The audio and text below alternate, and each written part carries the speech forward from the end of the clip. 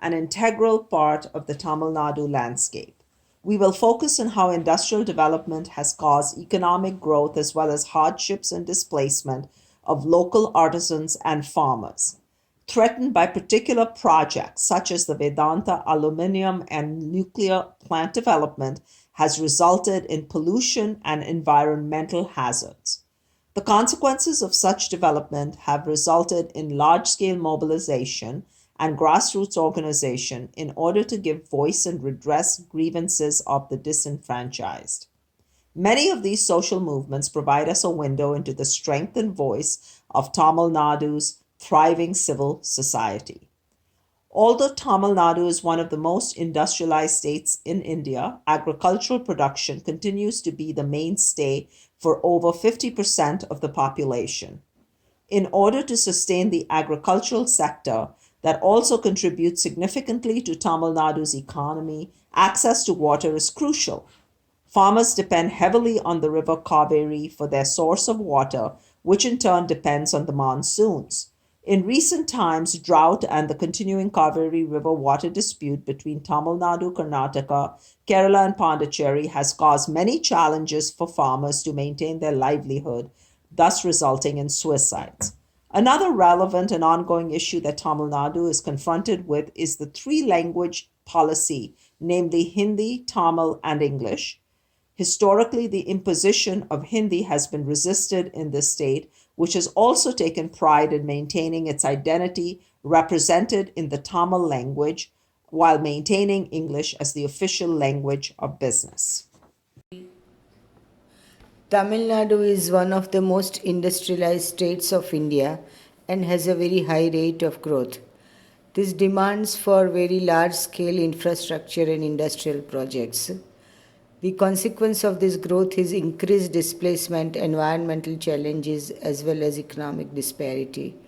Tamil people have radically resisted some of these developments by forming protest movements against anti-people measures like establishment of nuclear power plants, highly destructive industrial production facilities, or construction of highways and such other projects.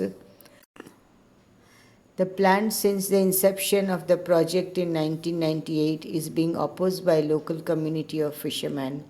Recently, Tamil Nadu witnessed a highly publicized social movement lasting almost a year against commissioning of this nuclear power plant by local villagers, joined by nationwide solidarity from scientists, artists, social activists, and many other human rights groups from all over the country and internationally.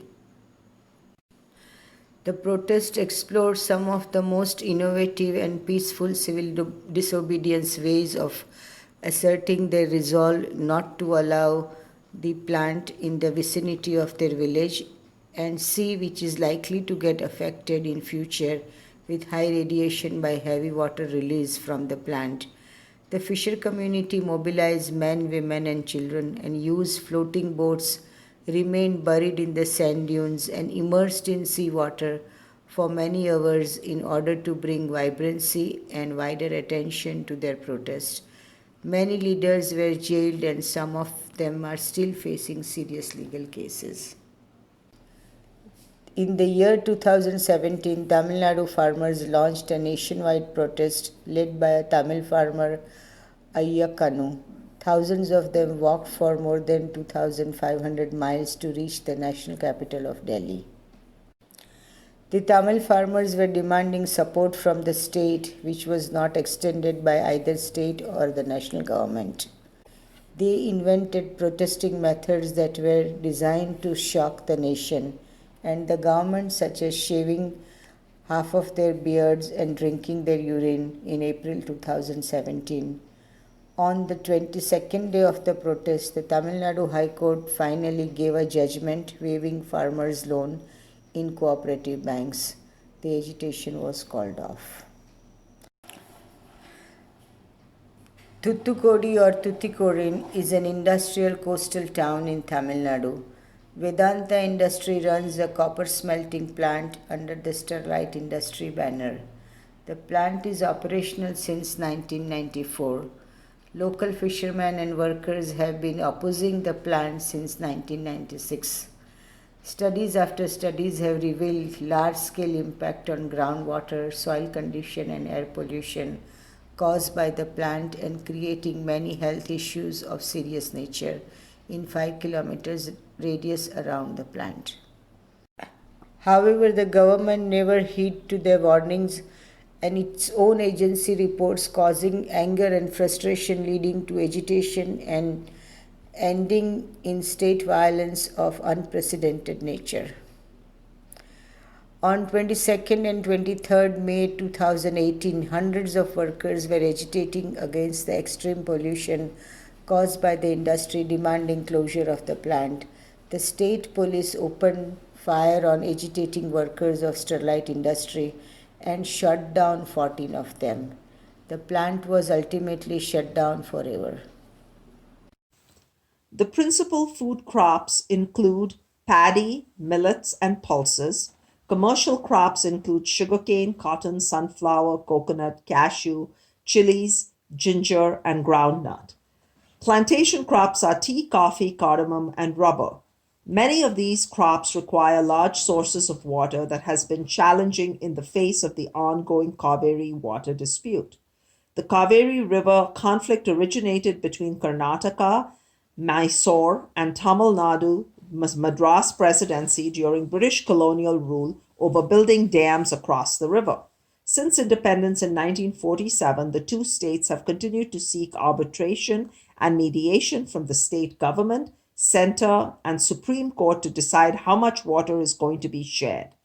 But since 2007, despite the creation of the Cauvery Water Tribunal, the issue has not been settled between the states, especially as there has been minimal rainfall and drought. The allocated amount of water to Tamil Nadu is insufficient to cultivate paddy, sugarcane, and coconut, which requires large amount of water saturation. Protests have ensued with the delay in the formation of the Cauvery Water Management Board by the center, and this has resulted in mobilizations of the masses in Tamil Nadu. In 2018, politicians from the ruling and opposition parties in Tamil Nadu have joined the movement to take a stance against the central government along with actors and farmers. This dispute is still ongoing as the state struggles with its role independent of the central government. Since independence, the central government of India has put political pressure on Tamil Nadu to adopt Hindi as a second language. This has come against the backdrop of linguistic diversity in India, which has 22 major languages and 720 dialects. In southern India itself, the state of Karnataka speaks Kannada, Tamil Nadu, Tamil, Kerala, Malayalam, and Andhra Pradesh, Telugu. In addition, Hindi and English are considered to be the national official language.